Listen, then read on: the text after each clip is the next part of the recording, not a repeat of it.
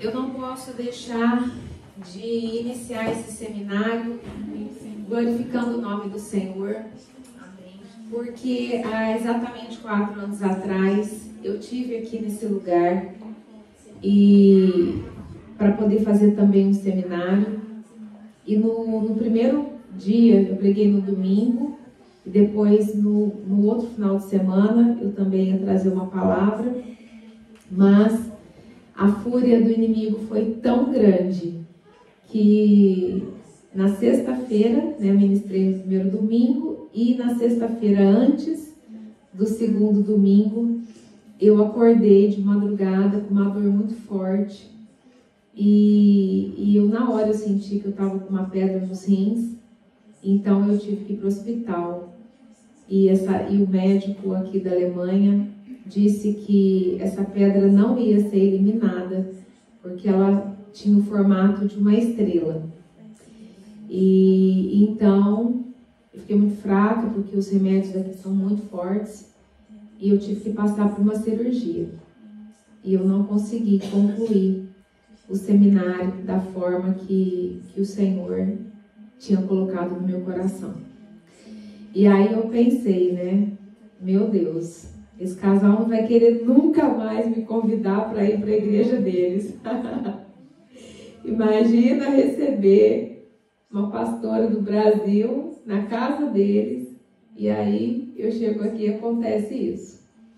Mas o Senhor tem os seus planos, e nesses 4 anos o Senhor me preparou e me tornou uma grande guerreira, né? Esse lugar não é para qualquer um, não estou menosprezando ninguém, mas para estar ministrando nesse lugar nós precisamos de armas específicas, porque esse lugar, infelizmente, é um lugar onde a atmosfera espiritual é muito pesada, por conta de todos os acontecimentos, né, que vocês já tiveram aqui. Então, o Senhor, depois de 4 anos, preparou que eu estivesse aqui. A palavra de Deus diz que a glória da segunda casa será maior do que a da primeira. E eu creio, né, e Ele nos daria a paz. E eu creio que vai ser algo sobrenatural o que o Senhor vai fazer nesse lugar. Então eu quero engrandecer o nome dele. E eu quero começar esclarecendo o que é o processo de cura e libertação. Porque pessoas do mundo inteiro, cristãos do mundo inteiro, eles questionam por que nós, que já aceitamos Jesus como único Senhor e Salvador das nossas vidas, precisamos passar por cura e libertação. E a pergunta e a dúvida é sempre a mesma. Mas Jesus já não fez tudo por nós quando Ele morreu na cruz? E a minha resposta é que sim, Ele conquistou tudo por nós na cruz do Calvário.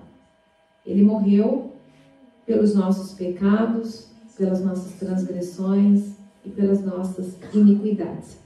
Porém, o que as pessoas não sabem explicar é que Ele perdoou os nossos pecados, mas Ele não removeu a culpa do pecado, que é algo diferente.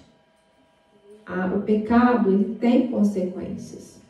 E é por isso que nós precisamos nos apropriar da obra da cruz. Porque a cruz, ela não é automática. Nós precisamos ir até ela para conquistar não só a salvação, mas para aqueles que querem também a vida abundante, certo? Existe uma diferença entre salvação e vida abundante. E qual que é o conceito de vida abundante? É nós termos mais do que o suficiente em todas as áreas das nossas vidas. Então, pessoas enfermas dentro da igreja não é vida abundante. Pais com problemas, uns filhos dentro da igreja, não é vida abundante. Escassez, seja ela financeira ou de qualquer outra natureza, não é vida abundante. Amém? E eu estou aqui justamente para poder falar a respeito de cura e libertação. O ladrão da cruz, nos últimos minutos antes de ser crucificado, ele se arrependeu. Ele reconheceu que Jesus era Deus, que Jesus era santo, que Jesus não tinha pecados e que a cruz não era o lugar dele. Ele reconheceu isso. E o Senhor, conhecendo o coração dele, disse para ele: ainda hoje estarás comigo no paraíso. Mas ele morreu condenado. Ele não teve vida abundante. Então, para nós, né, que temos muita vida pela frente em nome de Jesus, então, se você deseja, além da salvação, a vida abundante, então essa palavra é para você. Infelizmente, as igrejas hoje estão muito contaminadas, eu posso até dizer isso, com aquela teologia da supergraça, onde eles pregam que Jesus é suficiente, né? Jesus perdoa tudo, a pessoa peca, né? Mas Jesus perdoa tudo. E infelizmente essa teologia da supergraça está levando muitas pessoas para o inferno, porque na verdade o pecado de um cristão, de um crente, de uma pessoa que conhece a palavra do Senhor, tem que ser um acidente, não pode ser algo recorrente. Amém? E hoje eu quero falar a respeito da contaminação do sangue, do DNA e da genética. Certo? Para isso eu quero ler João 10:10, que diz assim: o ladrão vem apenas para roubar, matar e destruir. Eu vim para que tenham vida e a tenham com abundância. Essa palavra, ela resume muito bem essa questão da vida abundante. Por quê? O inimigo, quando ele encontra uma brecha de pecado na vida do homem ou da mulher, o que ele faz? Ele entra através dessa porta para matar, roubar e destruir, certo? Mas o Senhor veio justamente para isso, para nos instruir, para nos capacitar a fechar essas brechas, porque fechando essas brechas, ele não tem mais como entrar.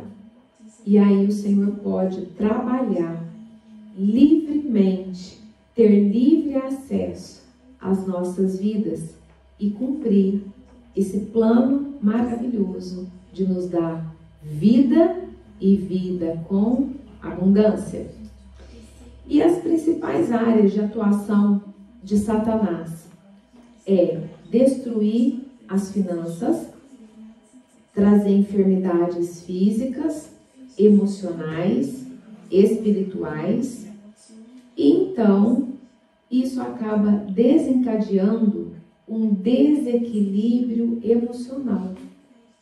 Aí começam os conflitos na família, conflitos entre esposa, marido e esposa, entre os filhos, e aí ele faz toda uma confusão e ele acaba comprometendo todas as áreas da vida da pessoa. E a estratégia do inimigo é primeiramente matar a pessoa espiritualmente. Por quê? Quando ele mata a pessoa espiritualmente, ela fica sem forças e aí se torna uma presa fácil para então ele matar fisicamente. Certo? E como o DNA ou a genética é contaminada? Em primeiro lugar, através da iniquidade. Segundo, através do sexo ilícito e perverso. Terceiro, através da dependência química. Quarto, através da má alimentação. Eu vou esmiuçar, eu vou detalhar cada um desses itens para que vocês possam entender como ele entra no sangue das pessoas para contaminar. Amém? Amém. Bom, falando de iniquidade, não tem como falar de iniquidade sem nós falarmos de sangue e de DNA, certo? Porque são coisas que estão muito conectadas. O que é o DNA? O DNA, ele carrega todas as nossas informações. Todas as informações de uma pessoa estão presentes no DNA, certo? Sejam características físicas, personalidade, então tudo é registrado no DNA. E o DNA, ele está presente no sangue, certo? E o que a Bíblia fala a respeito de sangue?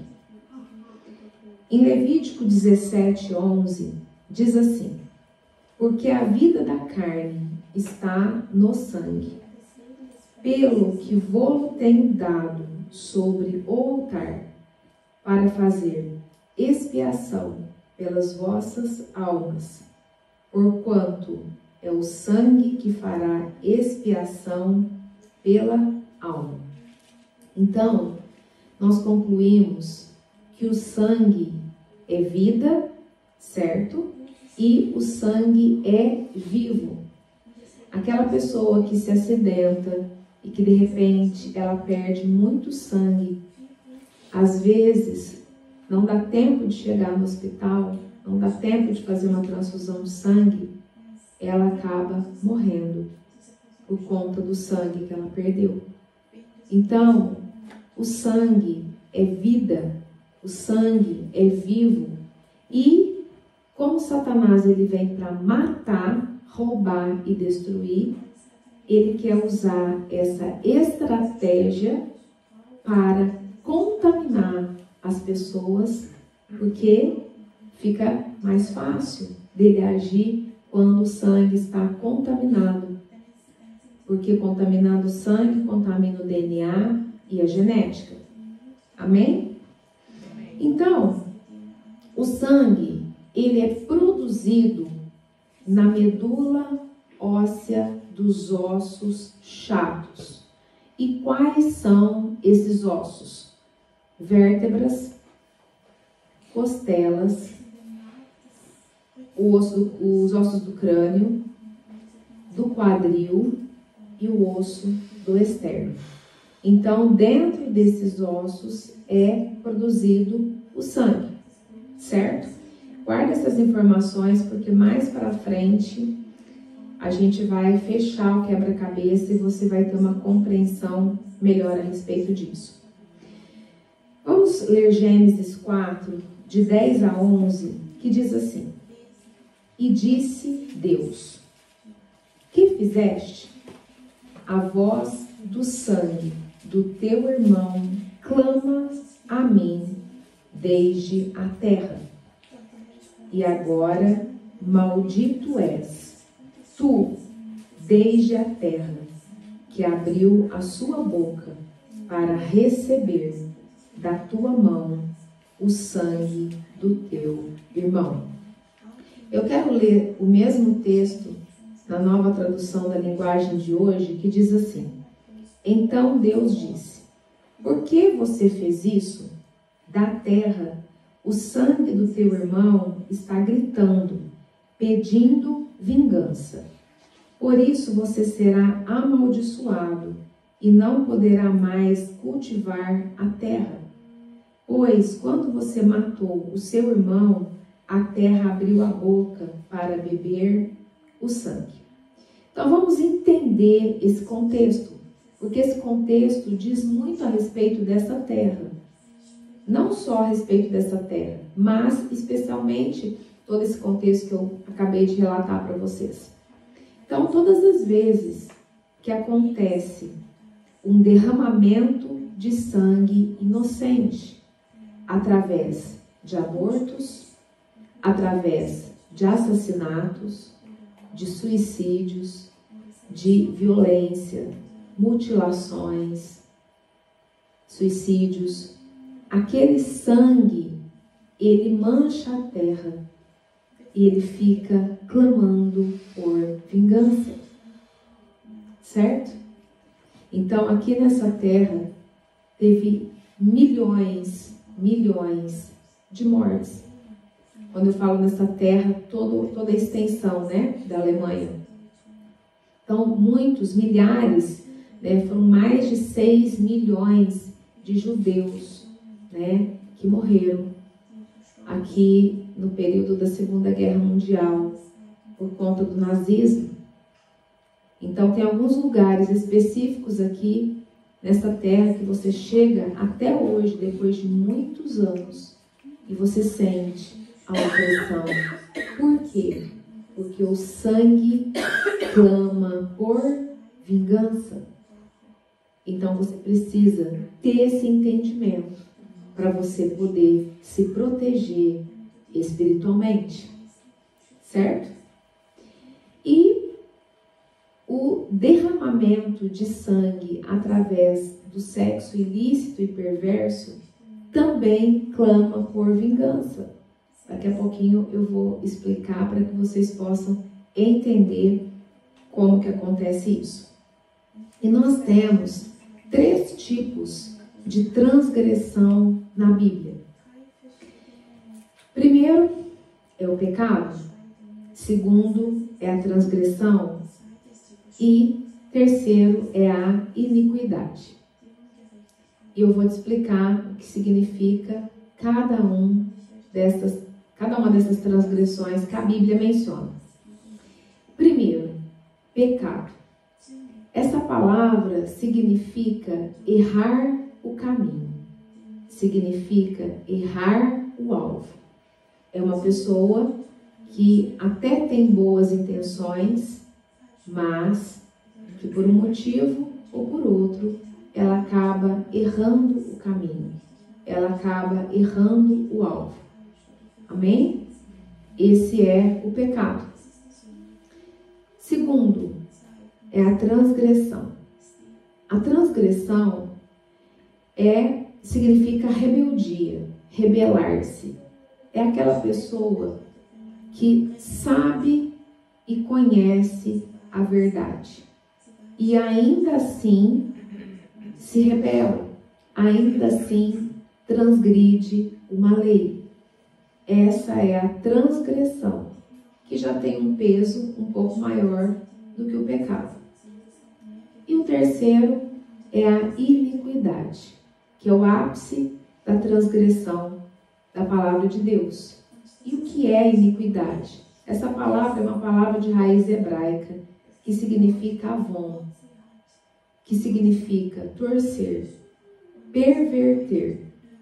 Então, a iniquidade, além de todas as consequências que o pecado e a transgressão traz, ela tem uma consequência extra. Ela é transmitida de geração em geração. Por quê? Porque quando a pessoa chega nesse nível da iniquidade, a mente dela já está cauterizada.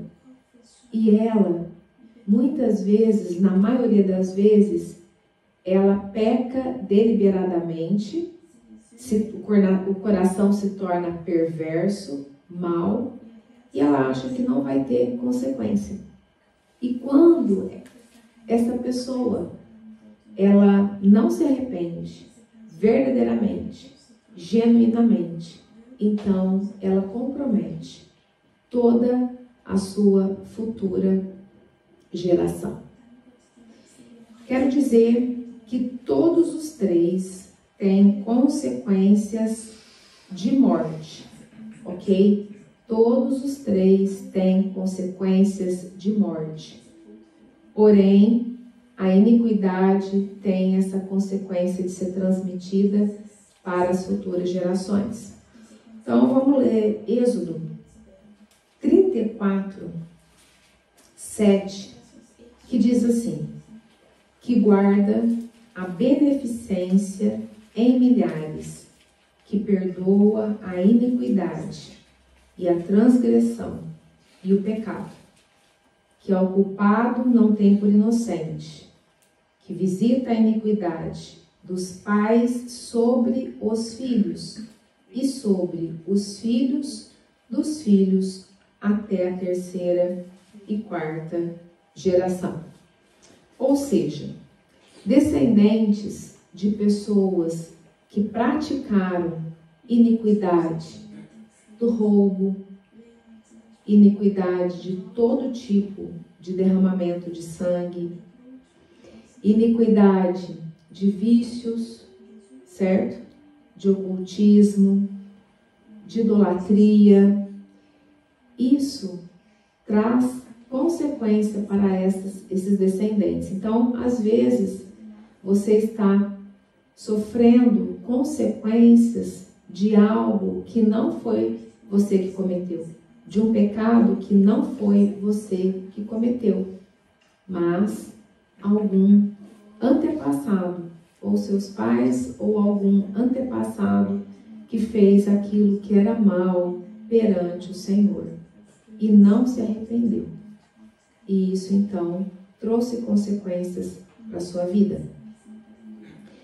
Em Êxodo 20, no capítulo 20, no versículo 5, diz assim: não te encurvarás a elas, nem as servirás, porque eu, o Senhor, teu Deus, sou Deus zeloso, que visito a maldade dos pais nos filhos, até a terceira e quarta geração daqueles que me aborrecem.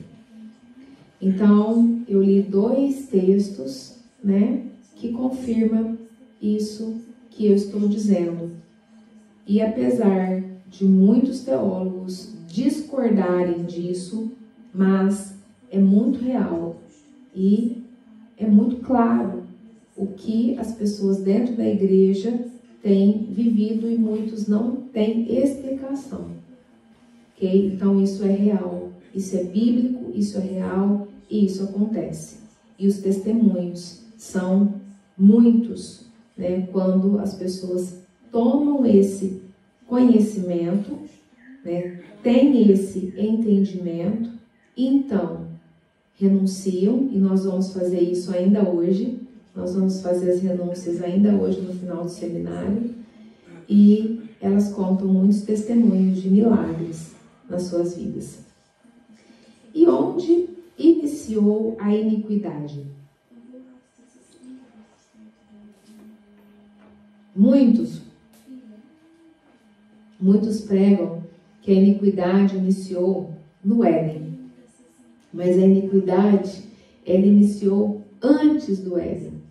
A iniquidade, ela iniciou no céu, certo? Para isso eu vou ler Ezequiel, capítulo 28, de 15 a 18, que diz assim: perfeito eras nos teus caminhos, desde o dia em que foste criado, até que se achou iniquidade em ti. Na multiplicação do teu comércio, se encheu o teu interior de violência, e pecaste, pelo que te lançarei profanado fora do monte de Deus, e te farei perecer, ó querubim da guarda, em meio ao brilho das pedras.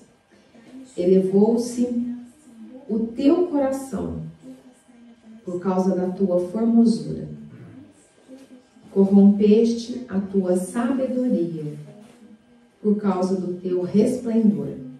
Lancei-te por terra, diante dos reis te pus, para que te contemplem.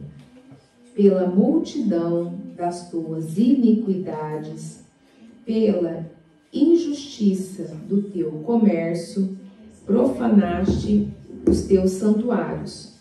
Eu, pois, fiz sair do meio de ti um fogo que te consumiu e te reduzi a cinzas sobre a terra, aos olhos de todos os que te contemplam. Então, esse texto de Ezequiel é o texto que nos relata, depois tem um outro texto em Isaías, mas eu acho esse texto mais completo. Ele relata a queda de Lúcifer, que se transformou em Satanás, certo? Então, ele foi criado para ser perfeito. Ele era um querubim da guarda de Deus. Mas, em um determinado momento, ele se deixou ser corrompido. Ele se deixou corromper. E então, ali no texto, no versículo 15, a palavra diz que se achou iniquidade em ti. Ou seja, a palavra aparece iniquidade no singular. Então, eu imagino que o Senhor, pelo seu caráter, ele deu chance dele se arrepender, mas no versículo 18, a Bíblia relata: pela multidão das tuas iniquidades. Ele não se arrependeu, o coração continuou sendo perverso. E as iniquidades foram multiplicadas. Então o Senhor exerceu juízo e ele foi expulso do céu. E se transformou em Satanás, em serpente, em diabo. E depois então, quando o Senhor criou o homem, criou Adão, depois então criou Eva, a partir de Adão, o que ele fez? Ele já estava aqui na terra. Ele se travestiu de serpente e foi no Éden ali para enganar Eva. Então Eva foi contaminada pelo fruto do pecado e então contaminou, né? Foi, na verdade, ela influenciou o seu esposo a também cometer o pecado. Então, mulheres, cuidado, porque as mulheres, elas têm um poder muito grande de persuasão perante o seu esposo. Então, cuidado, né? O Senhor te chamou para que você seja uma mulher virtuosa. Amém? E também, o Senhor, ele também esperou para que eles se arrependessem. Tanto é que quando o Senhor foi ter com eles, né, na viração do dia, o Senhor já sabia tudo o que tinha acontecido. Mas ele perguntou, porque ele queria saber da boca deles. Isso é uma chave para nós. O Senhor, ele conhece todas as coisas. O Senhor conhece o nosso coração. Ele tanto sabe aquilo que nós precisamos, as nossas necessidades e os desejos mais profundos do nosso coração, mas ele também sabe e também conhece as nossas dificuldades. E ele também conhece os nossos pecados. E ele quer ouvir da nossa boca. Ele quer ouvir a confissão. ele quer ouvir o arrependimento, ele quer ver o quebrantamento. Amém?